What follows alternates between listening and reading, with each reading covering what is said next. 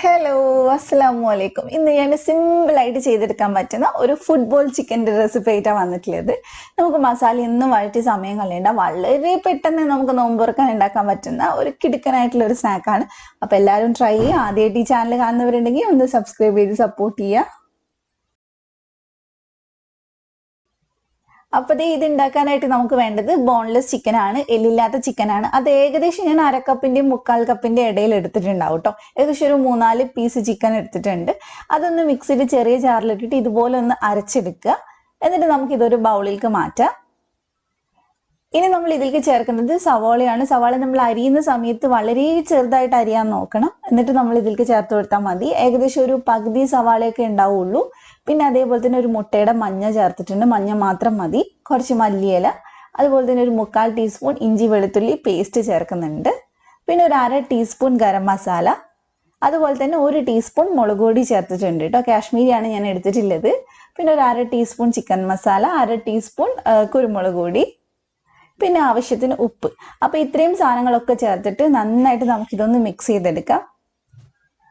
ഇതിൽ നമ്മുടെ കയ്യിലുള്ള സാധനങ്ങളൊക്കെ മാത്രമേ ഞാൻ ചേർത്തിട്ടുള്ളൂ കേട്ടോ, അല്ലാതെ സോസുകളൊന്നും ചേർത്തിട്ടില്ല. അപ്പൊ നല്ലപോലെ ഇതൊന്ന് മിക്സ് ചെയ്തെടുക്കുക. എല്ലാവരുടെയും ആ മസാല നന്നായിട്ട് പിടിക്കണം. നമ്മൾ ഇങ്ങനെ ചെയ്യുമ്പോൾ എന്താ പറയാ, നമ്മൾ ചിക്കൻ അരച്ച് ചെയ്യുമ്പോൾ വേറെ തന്നെ ഒരു ടേസ്റ്റ് ആണ് സ്നാക്കിന് ഉണ്ടാവുക. അപ്പൊ നമ്മുടെ ഫില്ലിംഗ് ഇവിടെ റെഡി ആയിട്ടോ. ജസ്റ്റ് ഇതൊന്ന് മാറ്റി വെച്ചിട്ട് നമുക്ക് അടുത്ത പണിയെടുക്കാം. ഇനി നമുക്ക് വേണ്ടത് ബ്രെഡാണ് കേട്ടോ. അപ്പൊ ഏകദേശം ഒരു 5 ബ്രെഡാണ് ഞാൻ എടുത്തിട്ടുണ്ടായിരുന്നത്. അപ്പൊ അത് നമുക്കൊന്ന് സൈഡൊക്കെ ഒന്ന് കട്ട് ചെയ്തെടുക്കണം. ആ ബ്രൗൺ പോർഷൻ വേഗം ഒന്ന് കട്ട് ചെയ്ത് കളയുക. പിന്നെ നമ്മൾ ഇത് ഒരു ഫുട്ബോൾ ചിക്കൻ എന്ന് പറയുമ്പോൾ ഫുട്ബോളിന്റെ ആ ഒരു ഷേപ്പ് കിട്ടാനായിട്ടാണ് നമ്മൾ ബ്രെഡ് എടുത്തിട്ടുള്ളത്. അപ്പൊ സൈഡൊക്കെ നമുക്കൊന്ന് കട്ട് ചെയ്ത് കൊടുക്കാം. ഇവിടെ ഞാൻ സൈഡൊക്കെ കട്ട് ചെയ്തെടുത്തിട്ടുണ്ട്. അപ്പോൾ എല്ലാത്തിൻ്റെയും കട്ട് ചെയ്തോട്ടെ. ഇനി നമുക്ക് ഇതിനെ ചെറിയ ചെറിയ പീസായിട്ട് കട്ട് ചെയ്തെടുക്കണം. അപ്പോൾ ആദ്യം ഇതുപോലെ നീളത്തിൽ, വളരെ തിന്നായിട്ട് നീളത്തിൽ ഇതുപോലെ ഒന്ന് കട്ട് ചെയ്തെടുക്കുക. കണ്ടില്ലേ, ഇതേപോലെ ചെയ്തെടുക്കുക.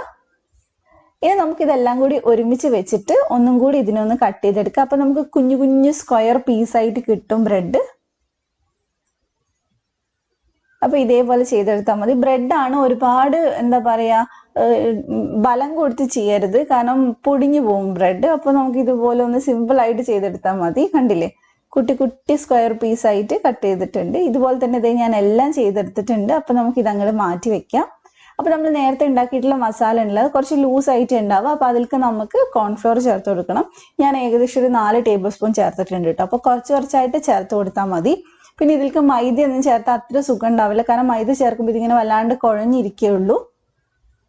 നന്നായിട്ട് മിക്സ് ചെയ്ത് ഞാൻ എടുത്തിട്ടുണ്ട് കേട്ടോ. അപ്പോൾ ഇനി നമുക്ക് കയ്യിൽ കുറച്ച് എണ്ണയാക്കിയിട്ട് ഇതൊന്ന് ബോളാക്കി എടുക്കാം. നമുക്ക് ഇതുപോലെ ബോളാക്കാൻ എപ്പോഴാണോ പറ്റുന്നത് അത്രയും പൊടി ഇട്ട് കൊടുക്കാം. പക്ഷെ ഒരുപാട് ഹാർഡാക്കി എടുക്കരുത്, പൊടി ഒരുപാട് വാരിയിട്ടിട്ട്, കാരണം നമുക്ക് ബ്രെഡ് ഒട്ടണമെങ്കിൽ ചെറിയൊരു എന്താ പറയുക നനവ് വേണം ഇതിന്.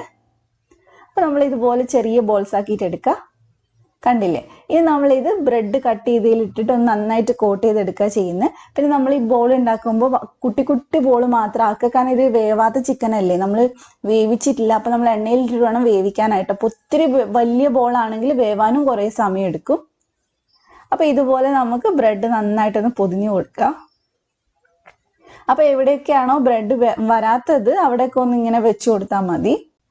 നമ്മൾ ഇതിലേക്ക് മസാലയൊന്നും വഴറ്റാത്തത് കൊണ്ട് തന്നെ വളരെ സിമ്പിളാണ് ചെയ്യാനായിട്ട്. ഒരുപാട് സമയമൊന്നും വേണ്ട നോമ്പ് തുറക്കുമ്പോൾ ചെയ്തെടുക്കാനായിട്ട്. അപ്പൊ എല്ലാവരും എന്തായാലും ഒന്ന് ട്രൈ ചെയ്ത് നോക്കുക കേട്ടോ. അപ്പൊ നമ്മളിത് എല്ലാവരുടെയും ബ്രെഡ് നന്നായിട്ട് കോട്ട് ചെയ്തെടുത്തിട്ടുണ്ട്. എന്നിട്ട് നന്നായിട്ട് കൈ വെച്ചിട്ടൊന്ന് പ്രസ് ചെയ്ത് കൊടുക്കുക.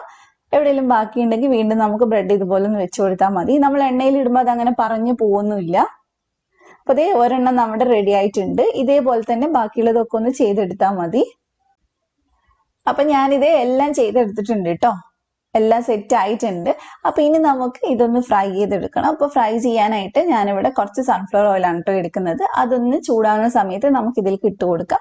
ഇടുമ്പോൾ ഒരു മീഡിയം ഫ്ലെയിമിൽ ഇടുക. എന്നിട്ട് പിന്നെ അപ്പൊ തന്നെ ഏറ്റവും ലോ ഫ്ലെയിമിൽ ഇട്ടിട്ട് വേണം നമ്മളിത് ഫ്രൈ ചെയ്യാനായിട്ട്. കാരണം ഇതിന്റെ ഉള്ളിൽ ചിക്കൻ നമ്മൾ വേവിച്ചിട്ടേ ഇല്ല. അപ്പൊ ഈ എണ്ണയിൽ കിടന്ന് വേണം ചിക്കൻ വേവാനായിട്ട്. അപ്പൊ തീ ഏറ്റവും കുറച്ച് വെച്ചിട്ട് തന്നെ ഫ്രൈ ചെയ്യാൻ നോക്കുക. ഇതിന്റെ പുറത്ത് നമ്മൾ ബ്രെഡ് അല്ലേ വെച്ചേക്കുന്നത്, അതുകൊണ്ട് തന്നെ പുറം പെട്ടെന്ന് അങ്ങ് കളറ് മാറും, ഉള്ളു വേവില്ല തീ കൂട്ടുന്ന സമയത്ത്. അപ്പൊ അത് നന്നായിട്ട് ശ്രദ്ധിക്കുക കേട്ടോ. തിരിച്ചും മറിച്ചു വിട്ടിട്ട് ഒന്ന് ഫ്രൈ ചെയ്തെടുത്താൽ മതി. പിന്നെ അരച്ച ചിക്കൻ ആയതുകൊണ്ട് നമ്മൾ സാധാ ചിക്കൻ വേവുന്ന അത്രയും സമയമൊന്നും വേണ്ടി വരില്ല. അപ്പൊ ഇതേപോലെ തന്നെ ബാക്കിയുള്ള നമുക്ക് ഫ്രൈ ചെയ്തെടുക്കാം. അതുപോലെ തന്നെ നിങ്ങൾ കുറച്ചുകൂടെ എണ്ണ എടുത്തിട്ട് വേണമെങ്കിൽ 2-3 ഒക്കെ ഇട്ട് ഒരുമിച്ച് ഫ്രൈ ചെയ്യാം. ഞാൻ ഇത്തിരി എണ്ണയ്ക്ക് ഓരോന്ന് വെച്ചാണ് ഫ്രൈ ചെയ്തിട്ടുള്ളത്, കാരണം പിന്നെയും എണ്ണ യൂസ് ചെയ്യണ്ടല്ലോ വെച്ചിട്ടാണ്.